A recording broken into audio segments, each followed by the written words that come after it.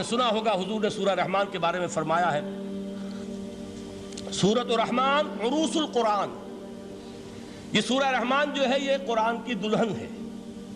جیسے دلہن کو آپ خوشنما لباس پہناتے ہیں، آراستہ پیراستہ اس کو گہنے اور اس کو زیور پہناتے ہیں، تو جس طریقے سے سجاتے ہیں آپ دلہن کو، اللہ تعالیٰ نے ایک سورت قرآن مجید میں یہ ایسی رکھی ہے سورہ رحمان کہ اسے خوب سجایا ہے۔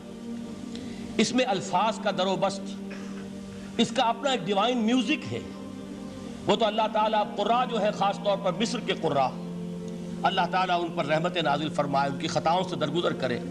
جس طرح قرآن کے انٹرنسک میوزک کو انہوں نے واضح کیا ہے، واقعہ یہ ہے کہ اگر یہ لوگ نہ ہوتے، شیخ عبد الباسط محمد عبد الصمد، شیخ محمود خلیل الحصری، یہ لوگ کہ جنہوں نے قرآن کے اس غنا میوزک، یہ لفظ جو ہے آپ حیران نہ ہو کہ میں یہ کوئی شاید توہین کر رہا ہوں قرآن کی، حضور نے یہ لفظ استعمال کیا ہے، تغنو، اس قرآن کو اچھی سے اچھی خوشلہانی کے ساتھ پڑھو۔ من لم یتغن بالقرآن فلیس منا، جو قرآن کو بہتر سے بہتر انداز میں، اچھی سے اچھی آواز میں، خوشلہانی کے ساتھ پڑھنے کی کوشش نہیں کرتا، وہ ہم میں سے نہیں ہے۔ بلکہ ایک مرتبہ حضور رات کے وقت آپ گشت پر تھے اپنے ساتھیوں کے حالات معلوم کرنے کے لیے۔ حضرت ابو موسیٰ اشعری رضی اللہ تعالیٰ عنہ ایک صحابی ہیں، ان کے گھر کے پاس سے گزر ہوا، وہ رات کو تہجد پڑھ رہے تھے، کھڑے ہوئے کیف کے عالم میں قرآن تلاوت کر رہے ہیں۔ حضور کو بہت پسند آئی ان کی قرات، کافی دیر تک وہاں کھڑے سنتے رہے۔ اب انہیں کیا پتا کون سن رہا ہے، بالکل اسی طرح سمجھ لیجئے ایک بات یاد آئی ہے، حضور فرماتے ہیں کہ جس طرح کان لگا کر اللہ قرآن کو سنتا ہے کسی چیز کو نہیں سنتا۔ ہمیں نظر نہیں آتا نا، ہمیں معلوم نہیں ہے، ہم قرآن پڑھ رہے ہیں تو سننے والا کون ہے؟ سب سے زیادہ کان لگا کر خود اللہ۔ یہاں اس لیے مجھے یاد آیا کہ ابو موسیٰ اشعری کو کیا پتا تھا کہ کون سن رہا ہے، وہ اپنی کیفیت میں نماز میں تہجد میں قرآن کی تلاوت کر رہے تھے، اور ظاہر بات ہے ان کے گھر ایکڑوں میں بنے ہوئے نہیں تھے، ایک ایک کمرہ، ایک ایک کوئی حجرہ، ایسے ہی تو گھر تھے نا صحابہ کے، لہذا حضور پاس سے گزرے، آواز آئی، کافی دیر سنتے رہے۔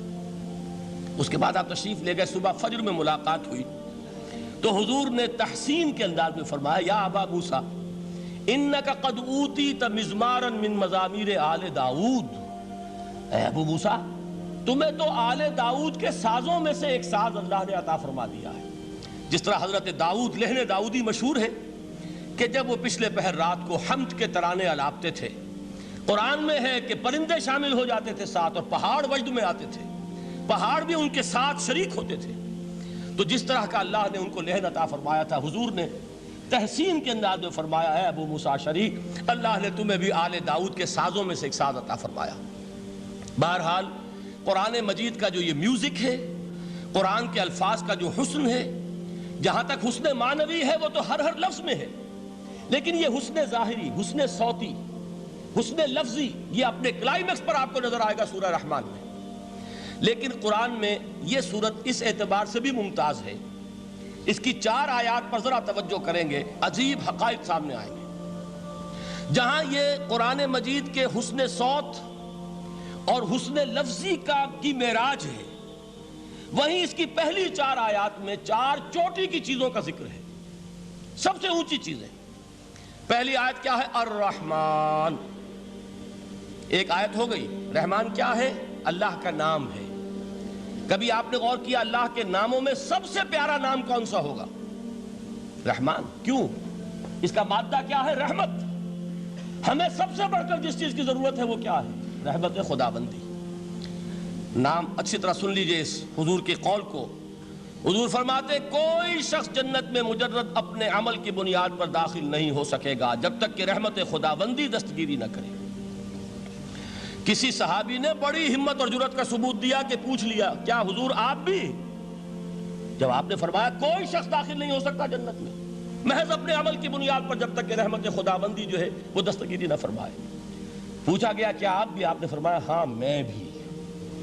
آپ انداز کیجئے کہ اگر محمد الرسول اللہ بھی رحمت خداوندی کے ضرورت مند ہوں تو تاب دیگراں چے رسد، ہماری تو سب سے بڑی ضرورت رحمت خداوندی ہے۔ اب یہ رحمت جو ہے قرآن مجید میں اللہ تعالیٰ کی یہ شان 2 الفاظ کے ذریعے سے آتی ہے، رحیم اور رحمان۔ اور کوئی مادہ نہیں ہے جس سے 2 نام بنتے ہوں اللہ کے۔ لیکن یہ مادہ ہے واحد رحمت کا کہ جس سے رحمان بھی ہے رحیم بھی ہے۔ رحیم صفت مشبہ ہے، رحمت دائم ہو جائے گی، مستقل ہوگی تو رحیم کہیں گے، اور رحمان اس میں رحمت کی ہے وہ شان ہے کہ جیسے ٹھاٹھے مارتا ہوا سمندر ہو، ہیجان کی کیفیت، طوفانی کیفیت، رحمت خداوندی کا طوفانی جوش، وہ ہے رحمان۔ آپ تو رہتے اس علاقے میں ہیں، آپ کو معلوم ہے عرب اگر بھوکا مرا جا رہا ہو تو کیا کہے گا؟ انا جوعان۔ پیاسا مرا جا رہا ہو انا عطشان۔ بہت غضبناک ہوگا غضبان، غضبان آصفہ قرآن میں آیا ہے، بہت غضبناک۔ رحمان جس کی رحمت جو ہے جوش میں ہے، ٹھاٹھے مارتے ہوئے سمندر کے مانند۔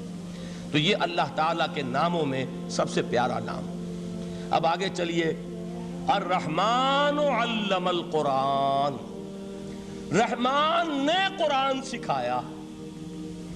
رحمت خداوندی کا سب سے بڑا مظہر، رحمان کی رحمانیت کا سب سے بڑا مظہر قرآن ہے۔ ان میں جو منطقی ربط ہے اس کو سمجھتے جائیے۔ اچھا آپ یہ سوچئے، جو علم بھی انسان کو حاصل ہوا وہ کس نے دیا؟ اللہ نے۔ سائنس کا علم کس نے دیا؟ اللہ نے۔ علم آدم الاسماء کلہا، وہ علم الاسماء جو حضرت آدم کو دے دیا گیا تھا ازل میں، یہ اسی کا ظہور ہے، یہ اسی کی ایکسفولیشن ہے جو ہو رہی ہے اور ہوتی رہے گی ابھی۔ اور دوسرے علم ہے وہ کس نے دی؟ اللہ نے دی۔ لا یحیطون بشیء من علمہ الا بما شاء، مخلوق میں سے کوئی اللہ کے علم میں سے کسی شے کا احاطہ نہیں کر سکتا مگر وہ جتنا اللہ دینا چاہے۔ لیکن یہ کہ تمام علوم میں چوٹی کا علم قرآن، نوٹ کرتے جائیے، اب چوٹی کی چیزیں جمع کیجئے۔ اللہ کے ناموں میں چوٹی کا نام رحمان، اللہ نے جو کچھ انسان کو سکھایا اس میں چوٹی کا علم قرآن۔ خلق الانسان، انسان کو پیدا فرمایا۔ سوال یہ کہ حیوانات کو کس نے پیدا فرمایا؟ آسمان کس نے پیدا کیے؟ زمین کس نے پیدا کی؟ فرشتے کس نے پیدا کیے؟ کیا مطلب خلق الانسان؟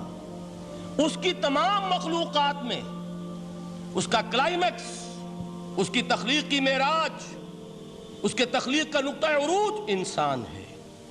یہ ہے کہ جو مسجود ملائک بنا ہے۔ وَلَقَدْ كَرَّمْنَا بَنِي آدَمَ وَحَمَلْنَاهُمْ فِي الْبَرِّ وَالْبَحْرِ وَرَزَقْنَاهُمْ مِنَ الطَّيِّبَاتِ وَفَضَّلْنَاهُمْ عَلَى كَثِيرٍ مِّمَّنْ خَلَقْنَا تَفْضِيلًا۔ تو تخلیق میں سب سے اونچی تخلیق انسان کی، علموں میں سب سے اونچا علم قرآن کا، اللہ کے ناموں میں سب سے اونچا نام رحمان۔